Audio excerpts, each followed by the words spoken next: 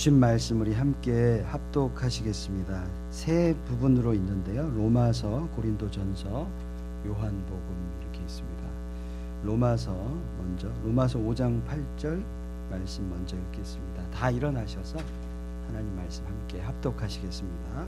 시작. 우리가 아직 죄인 되었을 때 그리스도께서 우리를 위하여 죽으심으로 하나님께서 우리에 대한 자기의 사랑을 확증하셨느니라. 고린도전서 15장 3, 4절 읽겠습니다. 시작. 내가 받은 것을 먼저 너에게 전하였노니 이는 성경대로 그리스도께서 우리 죄를 위하여 죽으시고 장사 지낸 바 되셨다가 성경대로 사흘 만에 다시 살아나사. 마지막 요한복음 14장 6절 말씀입니다. 예수께서 이르시되 내가 곧 길이요 진리요 생명이니 나로 말미암지 않고는 아버지께로 올 자가 없느니라. 아멘. 우리 앉으시겠습니다. May we sit. 네, 우리 계속해서 말씀 지난주와 지지난주와 이어서 말씀 보고 있는데요. 2주 전의 말씀은 요한복음 3장 16절 말씀을 보았죠. 그러면서 하나님이 세상을 이처럼 사랑하신다. 하나님의 그 사랑을 제가 나누었습니다. 하나님은 저뿐만 아니라 여러분 한 분 한 분을 정말 사랑하시죠. 조건 없이 사랑하십니다. 여러분 그 사랑을 매일매일 그 고귀함과 그 기쁨으로, 사랑의 기쁨으로 충만하시죠. 아멘. 네. 그 다음에 우리 지난주에는 그 사랑은 여전한데 문제는 우리의 죄 때문이다. 로마서 3장 23절 말씀. 우리의 죄 때문에 그 사랑을 알지 못하고 경험하지 못합니다. 그래서 우리에게 지금 필요한 것은 그 사랑을 회복하는 것, 구원받는 것이다 라는 것을 나누었습니다. 자, 오늘은요, 하나님이 죄인된 저와 여러분을 사랑하셔서 그 사랑의 증거로 보내주신 그분, 바로 예수님, 완벽한 구원의 통로, 죄와 하나님과의 간격을 이어주신 그분, 유일한 길, 바로 예수 그리스도에 대해서 말씀을 나누고자 합니다. 예수님이 누구실까? 우리 많은 이야기를 드렸지만, 우리가 듣고 있지만, 오늘은 세 가지로 나누어서 예수님이 어떤 분인지 나누었으면 좋겠습니다. 첫 번째, 예수님은요, 우리를 위해 대신 죽으신 분이십니다. Jesus Christ is the one who died for us. 예수님, 그분은 어떤 분인가요? 죄가 없으신 분이십니다. 인간이시지만 죄가 전혀 없었던 분. 그분은 이 땅에 내려오셔서 영혼을 사랑하신 분이시고 겸손으로 섬김을 받는 것이 아니라 섬기려 이 땅에 오신 분이십니다. 하나님의 아들이고 또 하나님이시기도 합니다. 그런데 예수님을 시기하던 많은 사람들이 있었죠. 종교 지도자들, 그리고 많은 무리 이스라엘 백성들.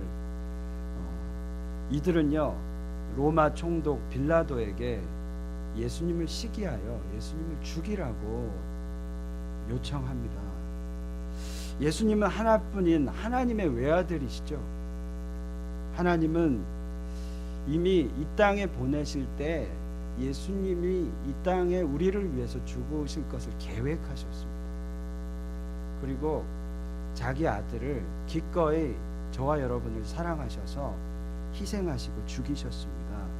로마서 5장 8절 말씀, 우리가 아직 죄인 되었을 때 그리스도께서 우리를 위하여 죽으심으로 하나님께서 우리에 대한 자기의 사랑을 확증하셨느니라 라고 기록합니다.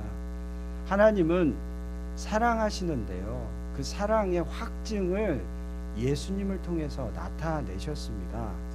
그냥 모호한 사랑이 아니라 실천하시고 실제하시는 그 예수님을 통해서 나타내신 거죠. 성도 여러분, 저와 여러분 자신을 위해서 죽으신 분이 계십니다. 그분이 누구십니까? 바로 예수님이십니다. 저와 여러분을 위해서 죽으신 그분이 계신다. 이것은 놀라운 사실입니다. 여러분이 그것을 믿던 안 믿던 간에 이것은 사실입니다. 누군가가 저와 여러분을 위해서 죽으셨습니다. 그렇다면 그 예수님을 믿는다면 그분을 기억하고 그 예수님처럼 살아가는 것은 당연한 것 아니겠습니까? 나를 위해 죽으셨는데요. 제가 어느 목사님의 간증을 들었습니다. 그 목사님께서 예수님을 만나시기 전에 유스 때 이야기입니다. 그는 착하고 아주 친한 백인 친구가 있었는데요. 그 백인 친구랑 또 그의 아버지랑 같이 강가에 물놀이를 갔답니다. 이제 배를 타고 강가의 중간으로 가서 그 중간에 멈춰서 그곳에서 배 주변에서 물놀이를 한 거죠. 그리고 그의 아빠는 배 위에서 그 목사님과 그 아들을 바라보면서 있었답니다. 근데 갑자기 급류가 몰려와서 이 두 학생이 떠내려가기 시작했다라는 거죠. 그의 아빠, 그 친구의 아빠는 그 순간 이 두 아이를 구해야 되는데 누굴 먼저 구해야 될지 고민했답니다. 그리고 이 목사님을 먼저 구했답니다. 그리고 나서 이 목사님을 구한 후 그의 아들은 이미 죽음이 되고 말았습니다. 그러니까 한 사람만 구원한 건데 아들을 구한 것이 아니라 이 목사님을 구했다는 거죠. 그 친구의 아빠는 사실 목사님이셨답니다. 그리고 그 목사님은 아들의 죽음을 맞이하면서 울면서 이 목사님에게, 이 주인공 목사님에게 이렇게 얘기하셨답니다. 내 아들은 이미 예수님 믿고 구원받고 영원한 생명을 얻었으니 나는 너를 구원하는 게 맞다. 너는 이제 내 아들처럼 예수님을 믿길 바란다. 이렇게 얘기를 했다죠. 그리고 그 목사님은 그 친구를 따라 예수님을 만나고 그리고 결국에는 목사님이 되셨답니다. 예수님은 그의 친구처럼, 이 목사님의 친구처럼 죄가 없으셨죠. 사실은 죽지 않고 살으셔야 될 하나님의 아들로서 우편에 계셔야 될 분, 그분이셨는데 그분이 육신의 몸을 가지고 죽으셨습니다. 그분이 바로 우리 예수님이십니다. 자, 또한 우리 예수님은 어떤 분인가요? 두 번째는 우리 예수님은요, 죽음에서 살아나셨습니다. Jesus is raised from the dead. 자, 우리 고린도전서 15장 3절 4절을 보시면요, 내가 받은 것을 먼저 너희에게 전하노니 이는 성경대로 그리스도께서 우리 죄를 위하여 죽으시고 장사 지낸 바 되셨다가 성경대로 사흘 만에 다시 살아나사. 이렇게 예수님의 부활을 기록하고 있습니다. 하나님은 예수님을 우리를 구원하시기 위해 죽이셨고요. 그리고 또 그것에서 끝나지 않고 다시 살리셨습니다. 그것이 부활입니다. 우리 죄를 대신하여 죽으신 예수님을 살리신 이 부활은요, 많은 의미를 가지고 있습니다. 우리를요, 이제 과거에 죄된 우리의 모습은 끝났고 죽었고 새로운 삶, 뉴 크리에이션으로 살도록 그런 구원의 의미를 가지고 있습니다. 예수님이 부활하셨다라는 것은 이제 예수와 함께 살게 되었음을 선포하는 것이죠. 예수님은 십자가의 죽으심으로 끝나지 않으셨어요. 그리고 3일 만에 부활하셨습니다. 이게 놀라운 사실이죠. 우리를 대신하여 죽으셨고요. 그 다음에 또 부활하셔서 내가 새롭게 살게 되었다라는 거죠. 그래서 예수님의 부활은 어떤 의미가 있을까요? 그 부활은요, 우리를 절망과 고난 속에서 일어나게 합니다. 부활이 있기에 우리는 죽음에서 끝나지 않고 예수와 함께 사는 저희들은요, 절망과 고난에서 일어날 충분한 이유가 되는 것이죠. 부활은요, 우리가 어려움 속에 있더라도요, 하나님 자녀로서 살아가야 할, 일어나야 할 이유를 우리에게 주고 있습니다. 지난 금요일 밤에 제가 북한에 억류되었다 풀려난 목사님 계시죠? 캐나디언 목사님, 이면수 목사님의 간증을 들었습니다. 북한을 방문해서 굶주린 동포들을 만나고 그 하나님의 마음을 느껴서 그들을 돕기 위해 북한 사역을 시작하셨습니다. 학교와 공장을 세우셨죠. 오랜 기간 동안 그렇게 북한의 사역을 위해서, 굶주린 백성들을 위해서 도왔습니다. 근데요, 어느 날 북한 정권에게 붙잡힙니다. 그에게 죄가 있다라는 거예요. 그 죄는요, 북한의 주체 사상으로 가득한 그 나라인데 그것을 무너뜨리려 하는, 하나님의 사랑으로 그것을 무너뜨리려 하는 그런 국가 전복 음모죄라는 것입니다. 북한은요, 김정일, 김일성, 김정은이 우상인데요, 그 우상을 따르지 못하게 하는 것이 죄라는 거죠. 하나님이 있으면 안 되는 그 땅에 하나님을 전하는 것이 죄라는 것이죠. 예수님과 같이 북한을 향한 죄는 전혀 없으신 목사님이셨습니다. 그런데요, 예수님처럼 사형 선고를 받으셨어요. 그러다가 외국인이기 때문에 죽일 수는 없고 평생 노동교화형이라는 형을 받으셨어요. 이분이 어떤 고난이 있었냐, 이루 말할 수가 없지만 추운 겨울에는요, 하루에 곡괭이 하나 들고 가로 세로 높이 1m의 부피를 곡괭이 하나 들고 강가에 얼음을 깨는 그런 일을 추운 겨울에는 하셨답니다. 북한 얼마나 추워요? 꽁꽁한 얼음을 곡괭이로 가로 세로 부피 1m를 깬 거예요. 매일매일. 그러니까 손끝에, 발가락 끝에 동상이 오고, 또 여름이 되면 어떤 노동을 했냐, 억센 잡초를, 벌판에 있는 억센 잡초를 맨손으로 뽑는 노동을 하셨대요. 그래서 팔을 너무 많이 써가지고 팔을 들 수가 없는 상태까지 와서 병원에 입원하고, 그래서 늑막염 아시죠? 호흡이 어려운, 폐가 바이러스가 와서 호흡이 어려운 상황까지 와서 80 몇 킬로였는데 60 몇 킬로까지 몸무게를 이루는 그런 고난 속에 있었습니다. 근데 이분이 말씀하시기를요, 이루 말할 수 없는 육체의 고난이 있었는데 더 큰 고난이 있었대요. 그것은 바로 홀로 있는 외로움이었답니다. 거기에 있는 많은 사람들, 자기 편이 아무도 없는 거예요.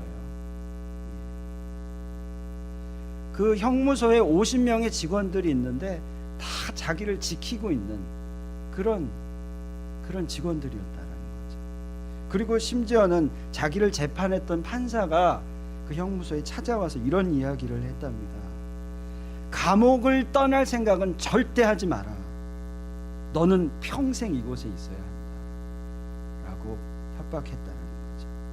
그런데요, 그때 이 목사님이 십자가를 바라보셨답니다. 예수님도 전혀 죄가 없으셨고, 근데 더해서 그분은요, 조롱당하시고 침뱉음 당하시고 채찍에 맞으셨습니다. 이 목사님은 그러진 않았거든요.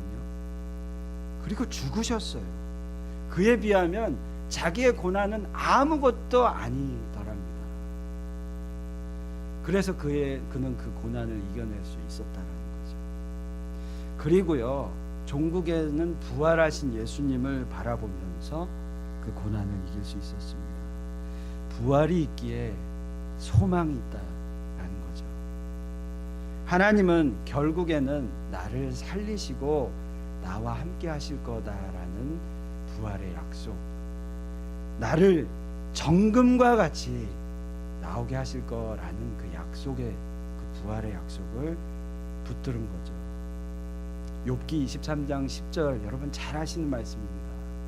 그러나 내가 가는 길을 오직 그가 아시나니 그가 나를 단련하신 후에는 내가 숨금같이 되어 나오리라. 그러나 내가 가는 길은 그가 오직 아시나니 그가 나를 단련하신 후에는 내가 숨금같이 되어 나오리라. 하나님 약속이 있으시다라는 거죠. 저와 여러분을 숨금과 같이 인도하실 거다라는 그 약속. 제가 LA에서 사역의 이곳에 부르심을 받아서 하나님께서 마지막으로 주신 말씀이 욥기 23장 말씀입니다. 그가 나를 단련하신 후에 내가 숨금같이 되어 나오리라. 저와 여러분 지금 혹시 단련의 시간인가요? 하나님 분명히 우리를 숨금과 같이 정금과 같이 나오게 하시는 분이십니다. 부활로 그걸 보여주셨습니다. 우리 이면수 목사님, 우리 방금 된 이면수 목사님은요 919일을 감옥에 계셨어요. 상상이 되십니까? 2757끼를 외로움과 함께 혼자 홀로 감옥에서 밥을 먹었습니다. 그리고요 130번의 주일 예배를 홀로 몰래 하나님 앞에 드렸습니다. 그런데요 그의 고난은요 부활을 통해서 더욱 그 일을 강하게 만들었습니다. 사랑하는 여러분, 예수님 부활하셨습니다. 그 예수님의 부활은 지금 우리의 고난 중에서도 소망을 줍니다. 왜냐하면 부활은 모든 멍에를 깨는 능력이기 때문입니다. 부활은 우리가 가지고 있는 이 고난이 나를 정금과 같이 나오게 하는 그 약속의 증표입니다. 우리를 속이는 사단이 있죠. 그 사단은 우리가 자꾸 고난 속에 절망하도록 속입니다. 오늘도 속이고 내일도 속이는 것이 사단, 거짓 이야기를 하는 것이 사단입니다. 그는요 마치 하와를 속이듯 교묘하게 우리에게 말합니다. 하와에게 창세기 3장 1절에 지난주에 말씀드렸죠. 하나님이 참으로 너희에게 동산 모든 나무의 열매를 먹지 말라 하시더니, 교묘하게 모든이라는 말을 써서요 선악과 먹어도 돼 라고 이렇게 거짓 부렁 참소하는 자가 바로 사단인 거죠. 그 사단의 속임에 넘어가지 말아야 하는 거죠. 이제 자유입니다 라는 책이 있는데 그 책을 쓴 앤더슨 목사님이 계십니다. 영어로는요 The Bandage Breaker 라는 책인데요, 그 책에서 이 목사님이 이런 이야기를 하셨습니다. 사단은 우리의 영적 성숙을 방해하기 위하여 어떻게 해서든 우리가 그리스도 안에서 자신이 누구이며 무엇을 소유하고 있는지 알지 못하게 하려 한다. 그게 사단의 전략이라는 거죠. 우리가 그리스도 안에 있어서 우리가 누구인지, 우리는 하나님의 자녀이고 또 무슨 일을 할 수 있는지를 알지 못하고 헷갈리게 속이는 자가 바로 사단이라는 거죠. 여러분 기억하시기 바랍니다. 부활을 통해서요 예수님은 우리에게 분명히 얘기하고 계십니다. 저와 여러분은요 주님의 빛입니다. 빛을 받은 자녀입니다. 우리는 부활하신 예수 그리스도를 소유하고 있습니다. 그러니 우리 부활의 주님 앞에 자유하십시다. 사단의 속임에 넘어가지 마십시다. 그의 예수 그리스도가 우리를 자유케 하였습니다. 그리스도 안에 있는 자는 결코 정죄함이 없습니다. 생명의 성령의 법이 죄와 사망의 법에서 우리를 해방하였습니다. 우리 갈라디아서 5장 1절 말씀 같이 한번 읽어볼까요? 시작. 그리스도께서 우리를 자유롭게 하려고 자유를 주셨으니 그러므로 굳건하게 서서 다시는 종의 멍에를 매지 마라. 이 말씀 기억하시는 저와 여러분이 되었으면 좋겠습니다. 자, 마지막으로 예수님은 어떤 분인가요? 그분은요 길과 진리와 생명이 되십니다. Jesus Christ is the way and truth and the life. 요한복음 14장, 이 말씀이 있는 요한복음 14장은요, 예수님께서 이제 제자들에게 이야기하는 장면이 있습니다. 이제 때가 되면 예수님께서는 제자들이 거할 곳을 예비하러 가게 될 것이다 라고 얘기합니다. 그것은 바로 천국을 얘기하죠. 그리고요, 곧 있게 될 십자가 사건과 부활 사건을 예언한 것이죠. 그리고요, 주님은 다시 오시겠다고 하셨습니다. 그리고요, 예수님이 가는 길을 제자들도 알게 될 것이라고 얘기합니다. 의심 많은 제자 중 하나, 도마가 그 길이 어떤 길이에요? 라고 묻습니다. 예수님, 그 길이 어떤 길입니까? 우리는 알지 못하겠습니다. 그때 말씀이 바로 요한복음 14장 6절 말씀입니다. 예수께서 가라사대 내가 곧 길이요 진리요 생명이니 나로 말미암지 않고는 아버지께로 올 자가 없느니라.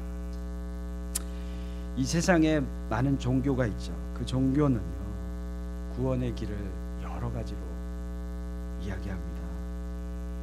율법을 지키는 것, 제사를 드리는 것, 속세를 떠나서 거룩하게 사는 것 등등. 하지만 예수님, 성경은요, 구원의 그 길은 오직 예수 그리스도이시다. 당신이 바로 그 길이시다 라고 얘기합니다. 우리가 내가 곧 길이요 진리요 생명이니, 우리가 붙들어야 될 진리인데요, 이걸 아주 강하게 강력하게 붙들어야 됩니다. 주님이 나의 길 되실까? 진리가 되실까? 의심하는 것이 아니라 아주 주님은 단호하게 정의를 내리셨습니다. 내가 곧 길이요 진리요 생명이다. 그렇기 때문에요, 복음은 어려운 것이 아닙니다.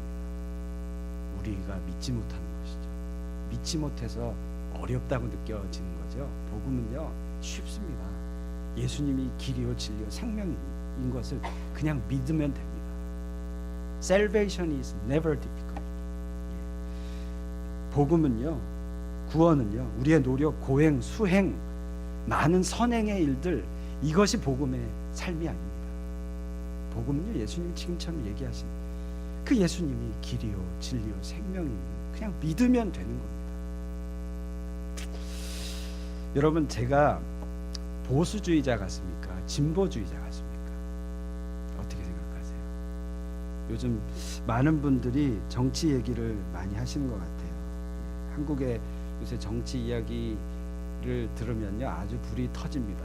아주 뜨겁습니다. 우리 믿는 자는 보수주의여야 할까요? 진보주의여야 할까요? 뭐가 답일까요? 저는 둘 다라고 생각합니다. 둘 다.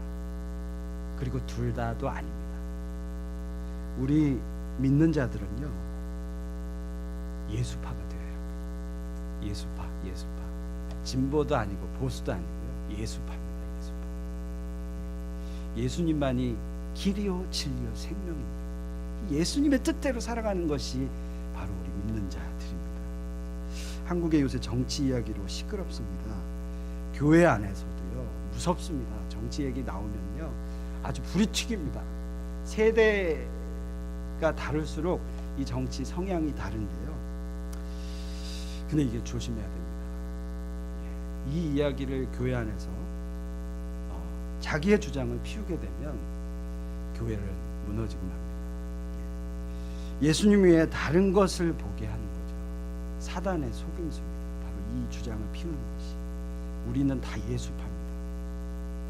지금 하나님이 세워주신 우리나라의 문재인 정권, 그리고 미국에 세워주신 트럼프 정권을 위해서 우리 예수파들은요, 맞다 틀리다 라고 이야기하기보다 이 정권이 나라를 잘 다스리도록 기도하는 것이 바로 예수파입니다.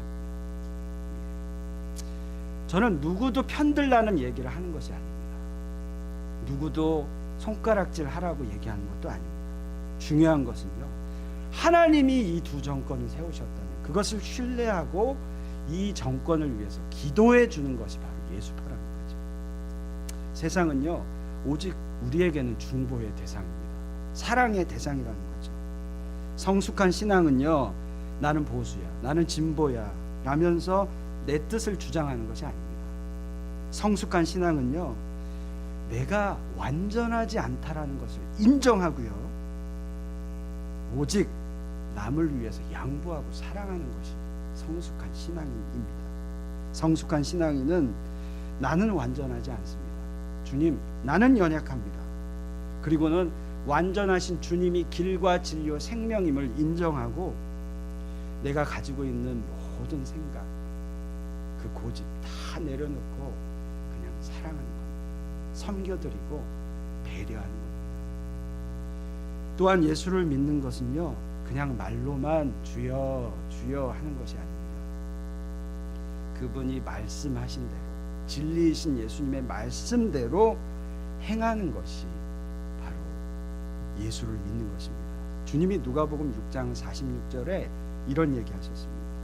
너희는 나를 불러 주여 주여 하면서도 어찌하여 내가 말하는 것을 행하지 아니하느냐. 주여 주여 하면서도 어찌하여 내가 말하는 것을 행하지 아니하느냐. 주여 주여 하면서 행하지 않으면 의미가 없다는 거죠.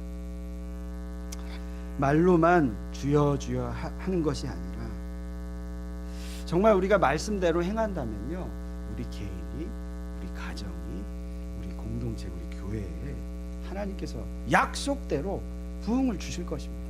회복을 주실 것입니다. 그 말씀대로 행하시면 된다는 거죠. 우리에게 주신 우리 교회의 표어가 있습니다. 오늘 올해의 표, 말씀대로 말씀으로 굳건히 서리라. 단순하죠. 말씀대로 우리가 살아가면 되는 것이죠. 그럼 우리 교회에, 우리 가정에, 우리 개인에 부흥을 주실 것입니다. 자, 예수님은 누구신지 세 가지 나누었습니다. 첫 번째, 예수님은요, 우리를 위해서 대신 죽으신 분이시다. 이 죽음을 우리가 기억하며 살아야 돼요. 두 번째는 예수님은 부활하신 분이시다.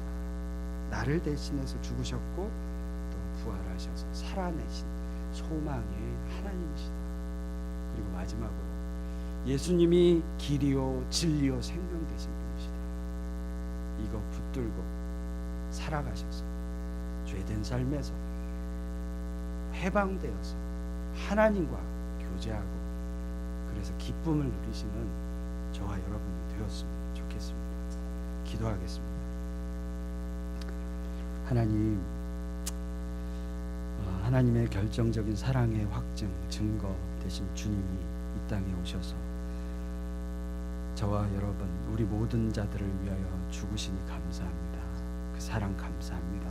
또한 그것으로 끝나지 아니하시고 부활하셔서 오늘도 우리에게 소망이 되시고 우리를 정금과 같이 나오게 하실 것임을 알기에 감사를 드립니다. 주님, 우리의 길과 진리요 생명 되시니 또한 감사합니다. 내가 주인 되지 않고 세상이 주인 되지 않고 그냥 주님 길이요 진리요 생명이니 그것을 믿고 살아가는 우리 모든 교회 될 수 있도록 주여 인도하여 주시옵소서. 예수님 이름으로 기도합니다.